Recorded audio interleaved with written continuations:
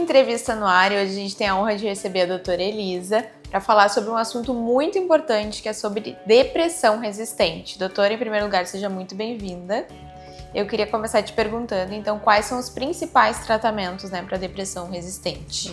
É um prazer poder estar aqui hoje, Jéssica, ainda mais falando sobre saúde mental, especificamente depressão.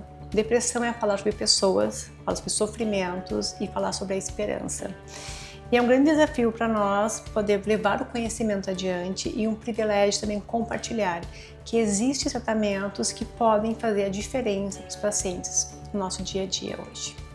E quais são esses principais tratamentos, doutora? Então, aqui no Blank a gente tem duas técnicas que estamos utilizando, que são técnicas de neuromodulação. São tratamentos específicos para depressão resistente, depressão com risco de suicídio, quadros psicóticos ou também outros casos, quadros refratários, mas hoje especificamente vamos falar sobre depressão.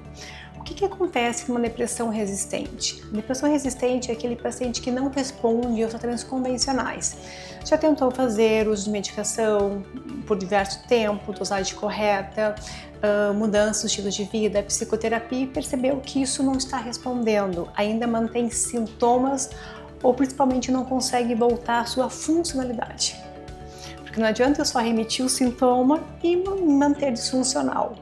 Para esses casos, e não são poucos, tem estudos comprovando que 30% dos pacientes não respondem às medicações convencionais para depressão. Então, para esses casos, a gente tem aqui no Hospital Blank tanto a eletroconvulsoterapia, que é o famoso ECT, uma técnica muito antiga, mas que é o padrão ouro mundialmente em relação à depressão resistente e quadros psicóticos com risco de suicídio. E também temos uma técnica que é a técnica mais recente para a psiquiatria, alguns dizem que é o divisor de águas, que é o uso da escetamina.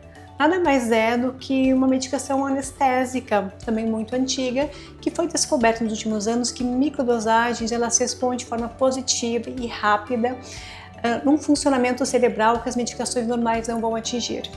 Por isso que ela auxilia os pacientes que estão com depressão resistente, com risco de suicídio, a melhorar a sua apatia, a sua funcionalidade. Aqui nós temos tanto a opção endovenosa, que é off-label, tanto a opção intranasal, que é um dispositivo que a gente aplica no nariz e tem uma resposta eficaz, são algumas sessões que se realizam e o paciente vai receber o seu tratamento e vai continuar acompanhando com seu médico assistente, claro, que mantendo o uso medicamentoso, mantendo todo o acompanhamento com seu psicólogo, com seu psiquiatra e as mudanças comportamentais. Certo, doutora, e como escolher qual que é o melhor tratamento dos dois, né? Sim, não é para todo mundo o tratamento. Acho que isso é importante a gente saber. A gente tem que diferenciar o que é uma depressão resistente e o que é uma depressão que não foi tratada. Porque muitas vezes o paciente inicia um tratamento por pouco tempo, não adere, não faz as mudanças, isso não é uma depressão resistente.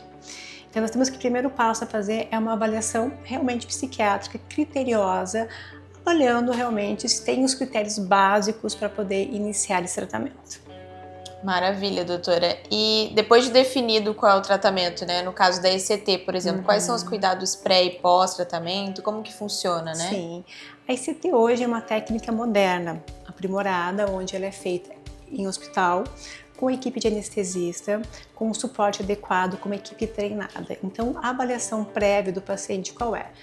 A indicação, a avaliação com o psiquiatra da equipe, a avaliação com o cardiologista, alguns exames clínicos básicos. Claro, tem pacientes que têm algumas particularidades, tem que talvez ter uma avaliação com um dentista ou com um neurologista, para a gente poder aprimorar e descartar qualquer outras alterações.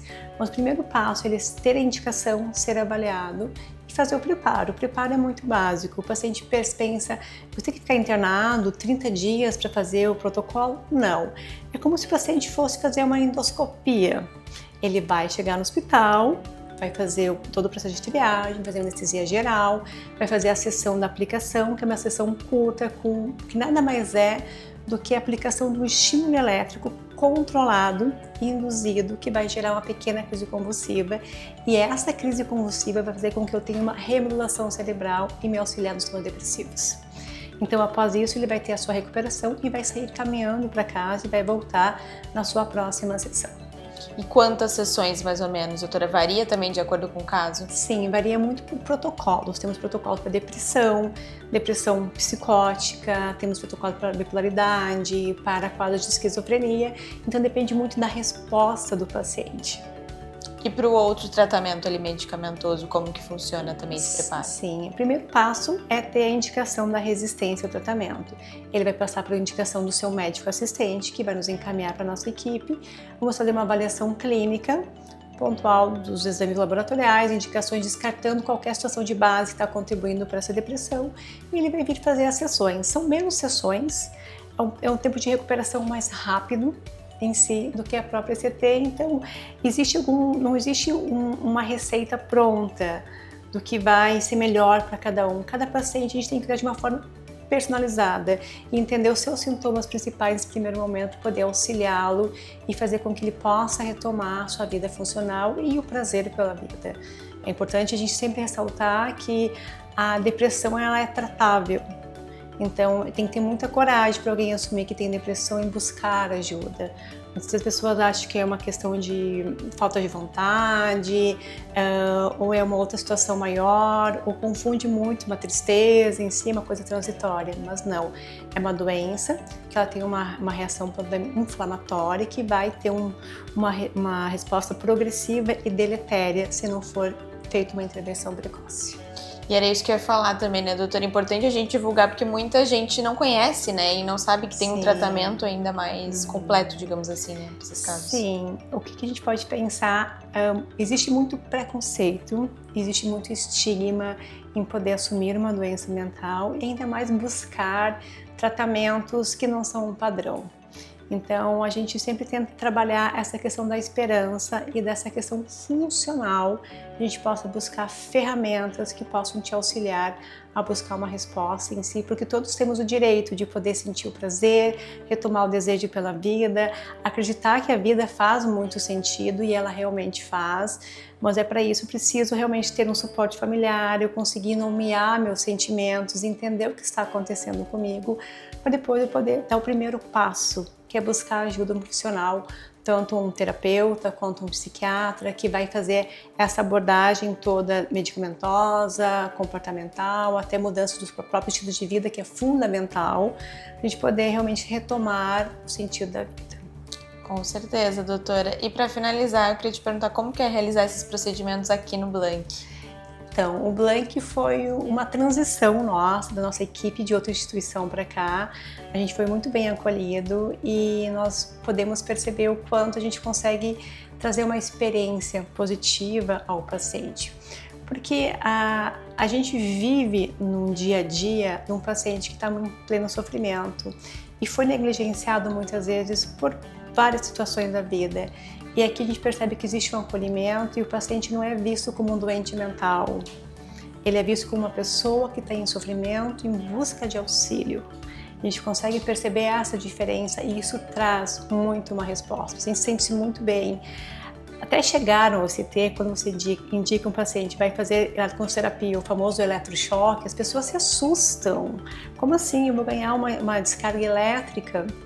Mas é importante entender que é uma pequena indução.